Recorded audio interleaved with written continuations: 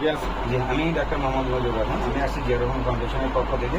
জিয়া রহমান ফাউন্ডেশনের প্রেসিডেন্ট জনাব তারেক রহমান সাহেব, যিনি বিএনপি ভারপ্রাপ্ত চেয়ারম্যান, উনি আপনাদের প্রতি একটু একটা ঈদ কার্ড পাঠিয়েছে ওনার সিগনেচার সহ, প্লাস উনি একটা ঈদের উপটকন বা গিফট পাঠিয়েছে। এটা আসলে আমরা যেন একসাথে ঈদ করতে পারি, কারণ আপনাদের যে ক্ষতি বা আপনাদের যে লস হয়েছে এটা পূরণ হবে না, কিন্তু আপনার সাথে সহমর্মী হয়ে উনি আপনাকে আপনার বাসায় এসে আপনাকে এই গিফটটা দিয়ে যাওয়ার জন্য আমাকে নির্দেশ দিয়েছে। আমি সেই নির্দেশ মোতাবেক আপনার কাছে এসেছি। আপনি যদি আমার সালাম গ্রহণ করেন, আমাকে গিফট করে যদি একটু গ্রহণ করেন। এই ঈদ কার্ড এবং চিঠি আপনার কাছে থাকবে, এটা আপনি বাজাই করে রাখবেন। আর আপনাদের জন্য যে ঈদের উপহারটুকু দেওয়া হয়েছে, এই ঈদের উপহারটুকু যদি একটু গ্রহণ করেন, একটু ক্লিয়ার যে এখানে ঈদের যে আইটেমগুলো বলছে, এই আইটেমগুলো সবগুলো এখানে আছে। আমরা আশা করি যে আলহামদুলিল্লাহ একসাথে আমরা ঈদ করতে পারবো।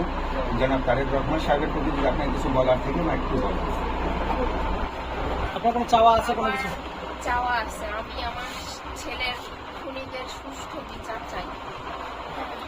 আর আপনার এই আবদারটুকু, আপনার যে চাওয়া, আপনার যে আবেদন, এটা জনাব তারেক রহমান সাহেবের কাছে আমরা পৌঁছে দিব। আপনার ছেলের জন্য ইনশাআল্লাহ সুষ্ঠু বিচার পায়। ছেলের জন্য যারা খুনি, তাদের জন্য সুষ্ঠু বিচারের মাধ্যমে যথার্থ বিচারের ব্যবস্থা গ্রহণ করেন, এই ব্যবস্থা জন্য আপনাদের চাই। মানে এরকম কোনো স্বৈরাচার আর না দাঁড়ায়। আর আমরা এই আওয়ামী লীগ শব্দটা খুবই ঘৃণা লাগে। আমরা এই আওয়ামী লীগ শব্দটা কখনোই চাই না। আপনার এই চাওয়া পাওয়া ইনশাআল্লাহ যেন পূর্ণ হয়। মানে যেন তারেক রহমান সাহেবকে আমরা এটা বলে দিব আমরা ইনশাআল্লাহ। কোনোদিনও শুনতে চাই না। ইনশাআল্লাহ যদি এখানে কেউ এক্ষুনি গুলি করে মেরে ফেলে, তারপরেও মানে কোনো আপত্তি নেই। মানে এই আওয়ামী লীগ শব্দটা এত ঘৃণিত, মানে কখনোই ইচ্ছা করে না। আমরা আসছি শহীদ মিরাজ হোসেন সাহেবের বাসায়। হ্যাঁ, আপনি হলেন ওনার ছোট ভাই। কি নাম আপনার? কাবিল। আমি ডাক্তার মজিবুর রহমান। আমি আসছি হলো জিয়া রহমান ফাউন্ডেশনের পক্ষ থেকে। জিয়া রহমান ফাউন্ডেশনের প্রেসিডেন্ট জনাব তারেক রহমান সাহেব, যিনি বিএনপি ভারপ্রাপ্ত চেয়ারম্যান, উনি আপনাদেরকে আসলে যারা এই দেশ স্বাধীন করতে চায়, দ্বিতীয়বার স্বাধীন করতে বা মুক্ত করতে যারা শহীদ হয়েছেন, তাদের ঈদের আনন্দ ভাগাভাগি প্রোগ্রামের আওতায় উনি আপনাদের জন্য একটা ঈদের গিফট বা উপহার পাঠিয়েছেন। সাথে হইল ওনার স্বাক্ষরিত একটা চিঠি পাঠিয়েছেন। উনি আপনাদেরকে সালাম দিয়েছেন, আমরা সালাম গ্রহণ করেন, এই চিঠিটা গ্রহণ করে দিয়েছেন।